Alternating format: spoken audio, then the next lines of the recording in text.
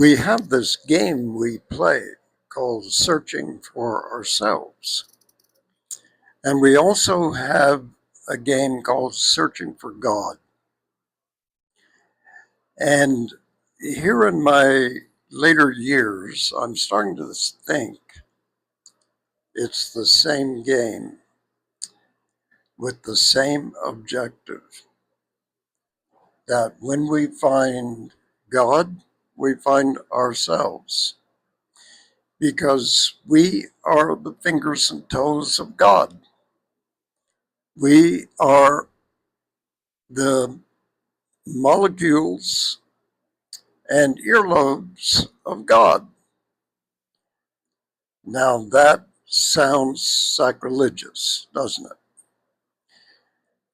God is supposed to be over there and we're supposed to be over here, and never the twain shall meet.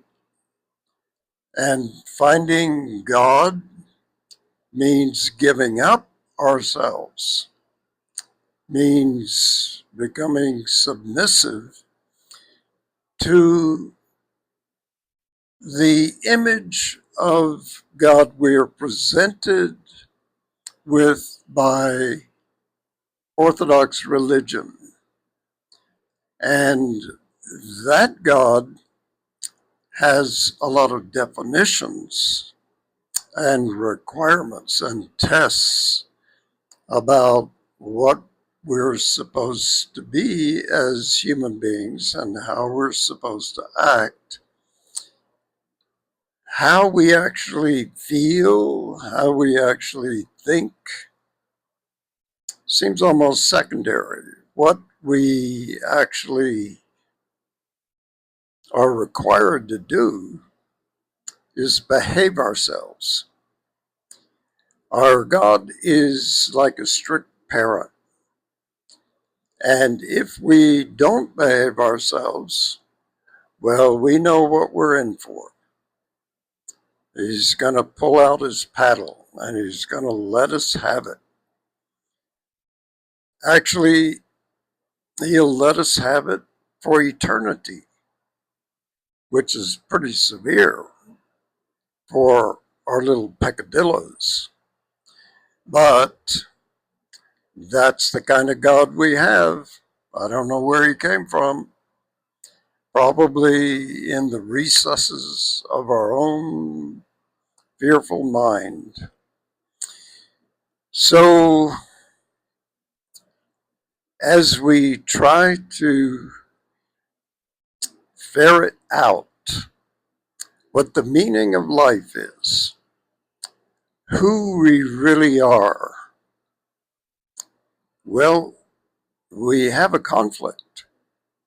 Society tells us how to behave, how to be a good human, and sometimes that goes contrary to our actual instincts, to who we actually are.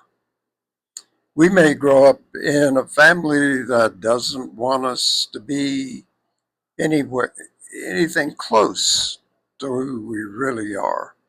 We may grow up in a society with an education system and with a religion that actually doesn't like us the way we are and wants to make us into something else. Well, that sets up a conflict, doesn't it? That sets up a situation where we have to choose. We don't want to be apostates. We don't want to disobey God. We have to ask ourselves, is that God real, or is it a fiction of somebody's fevered brain going back centuries, going back eons, that has nothing to do with divinity, real divinity, and has nothing to do with who we are, and doesn't really help us be who we are, doesn't help us grow. That's a possibility. I really think that we need to consider that that's our situation in a lot of instances. So, what do we do? Well, I think if you're caught in that, you're going to have to look into your own heart and distinguish between what you're told is true and what you feel is true.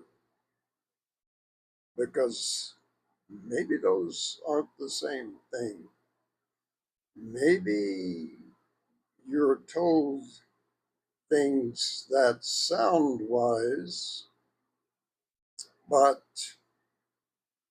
they actually pay no attention to who you are as a human being, which has a tremendous variety of feelings, of thoughts, many of which are unacceptable within the system, but they're there.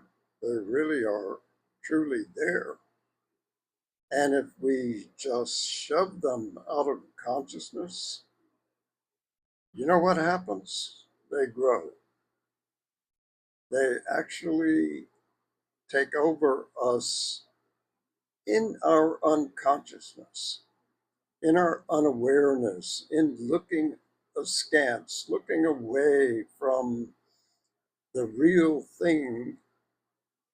They grow like topsy.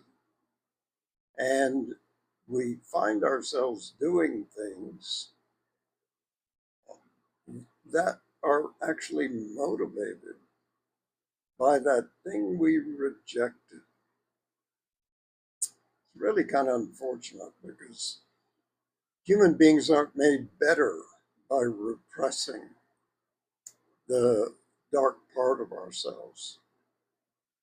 They are actually made better by looking at those things and knowing that they're real and that we ourselves have these parts of ourselves that we may not like, we may be a little frightened of them, we may wish they would go away, but they're there. They're truly there, and they're part of us. We are a whole panoply of things, and all of these energies that we have in us are part of us to actually select the ones we like and try to kill off the ones that we don't like doesn't actually work. We may decide we want to be a certain kind of identity, and we work very hard to manifest that. And yet, there are parts of us that don't fit that, that will never fit that. And we don't want to know about it. So, the solution, as far as I'm concerned, is to see ourselves not as a fixed identity, but as a process, as a funnel for all of these different forces that want to come into the world. Some of them light, some of them dark. And I'm not saying